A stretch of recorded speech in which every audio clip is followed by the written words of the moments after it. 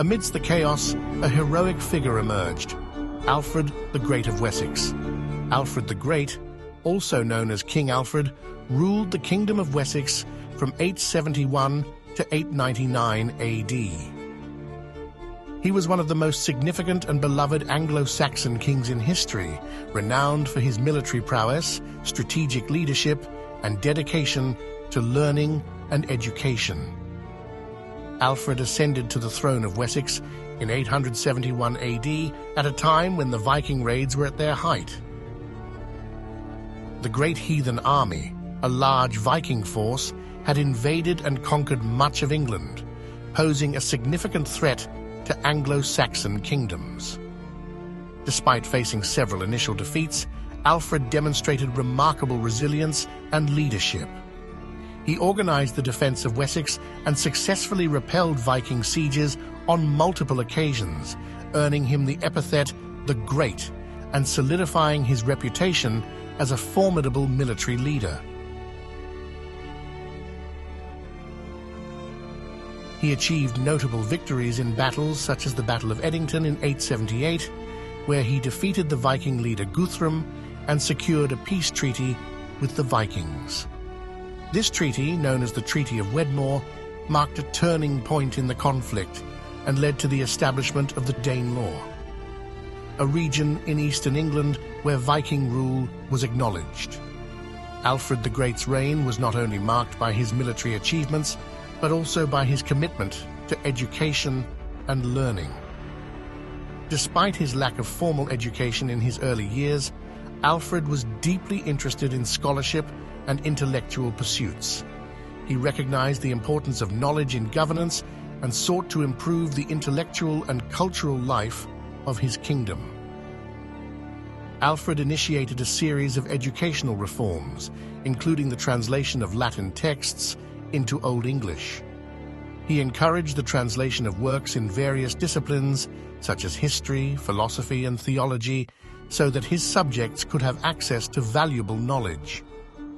To foster learning and scholarship, Alfred invited scholars from various parts of Europe to his court.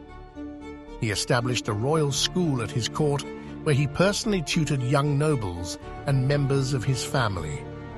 Alfred's efforts contributed to the revival of learning in England during a period often referred to as the Alfredian Renaissance. In addition to his military and educational achievements, Alfred the Great implemented significant legal reforms in his kingdom. He codified the laws of Wessex and drew upon the principles of justice and fairness, aiming to provide a just legal system for all his subjects. During his reign, Alfred recognized the importance of fortifications to defend against Viking attacks. He ordered the construction of a series of fortified towns known as burgs. These burgs served as defensive strongholds and centers for military coordination. Alfred the Great's legacy as a warrior king, scholar, and statesman continues to be celebrated today. His reign is considered a golden age for Anglo-Saxon England, as he successfully defended his kingdom against Viking invasions and laid the groundwork for a more educated and culturally enriched society. Alfred's vision for learning and education left a lasting impact on the development of English culture and intellectual heritage. The Viking threat persisted, and in some regions they managed to establish their own settlements, known as the Danelaw. The Danelaw was a region in medieval England where the Vikings, primarily from Denmark and Norway, established settlements and exerted their influence during the Viking Age. The term Danelaw comes from the Old English word Dina Lagu, meaning Dane's law, referring to the area where Danish law and customs prevailed over the traditional Anglo-Saxon laws. The Danelaw began to take shape in the late 9th century after a series of Viking invasions and conquests in various parts of England. The Vikings established control over significant portions of the country, particularly in the northern and eastern regions, where they settled and established their own kingdoms. The areas encompassed by the Danelaw included parts of present-day East Anglia, Mercia, Northumbria, and the eastern half of the Kingdom of Wessex. Despite the initial conflicts between the Anglo-Saxons and the Vikings, a coexistence gradually developed. Both populations interacted and influenced each other in various ways. Over time, some Vikings who settled in the Danelaw region integrated into the local Anglo-Saxon communities. Interactions between the two groups led to intermarriage and cultural assimilation, resulting in a blending of traditions, customs, and language. In the Danelaw, the legal system was a combination of traditional Anglo-Saxon laws and Viking customs. Local rulers, often of Viking descent, implemented a dual legal system to accommodate the diverse populations in the region. The Danelaw became a center for trade and commerce between the Anglo-Saxons and the Vikings. The area's strategic location on the coast allowed for easy access to maritime trade routes, promoting cultural exchange and economic growth. Viking settlers brought their language, art, and customs to the Danelaw, leaving a lasting impact on the region's culture. Norse words and phrases were incorporated into the local Old English dialect, and Viking motifs appeared in the region's artwork and architecture. The presence of the Vikings in the Danelaw significantly shaped the landscape in several ways. The Danelaw saw the development of several urban centers known as wicks or trading towns. These towns were important hubs for trade and economic activity, contributing to the urbanization of the region. To defend against potential Anglo-Saxon attacks and neighboring Viking groups, the settlers constructed fortified towns, creating a network of defensive structures throughout the Danelaw. The Vikings also had an impact on religious centers. Many monasteries and churches were destroyed during Viking raids, while others were repurposed or rebuilt under Viking influence. The Danelaw's influence began to wane in the 10th century as the Anglo-Saxon Kingdom of Wessex, under the leadership of kings like Athelstan and Edgar, regained control over much of England.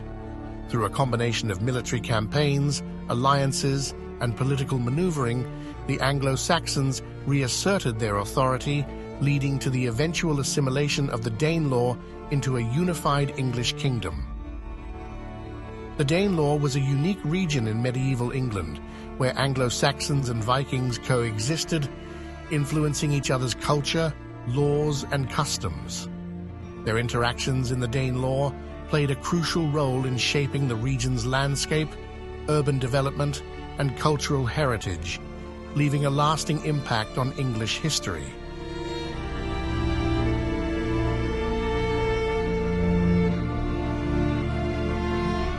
As we near the end of the 10th century, the Anglo-Saxons left an indelible mark on English culture. From language and legal systems to art and architecture, we celebrate their contributions and influence.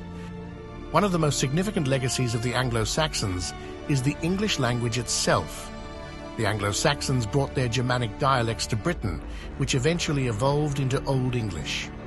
Over time, Old English absorbed elements from other languages, such as Norse and Latin, resulting in Middle English and eventually Modern English. Many of the words and grammatical structures we use today have Anglo-Saxon origins. The Anglo-Saxons developed a complex legal system based on customary laws. Their concepts of justice, rights, and individual freedoms have had a lasting impact on the development of English legal and political traditions. The Anglo-Saxons were skilled storytellers and poets. They composed epic poems like Beowulf and The Battle of Maldon, which are important works of early English literature. The tradition of storytelling and poetic expression continued through the Middle Ages and beyond. They were skilled artisans and metalworkers. They created intricate jewelry, illuminated manuscripts, and ornate objects, showcasing their artistic talents and craftsmanship. The art of metalwork and intricate designs are still evident in English cultural artifacts and traditional crafts. The Anglo-Saxons left a rich legacy in the names of towns, villages, and geographical features across England. Many place names have Old English roots, reflecting the linguistic influence of the Anglo-Saxons on the landscape. They built numerous churches and monastic establishments, some of which evolved into the great cathedrals and abbeys we see today. The distinctive Anglo-Saxon style of ecclesiastical architecture has had a lasting impact on the design and construction of English churches. Many English cultural traditions and customs have their roots in Anglo-Saxon practices. Elements of Anglo-Saxon folklore, seasonal festivals, and traditional celebrations have been passed down through generations and are still observed in various forms. The Anglo-Saxon social structure, with its kings, nobles, freemen, and serfs, influenced the development of English society. Elements of this hierarchical system and concepts of nobility and noblesse oblige have persisted throughout English history. The Anglo-Saxons established local administrative units and governance structures that formed the basis of later English institutions. The shire system, for instance, laid the groundwork for the counties that exist in modern England. And there you have it, a brief history of the Anglo-Saxons. Thank you for coming with us on this historical journey, and join us next time to discover more mysteries of the ancient world.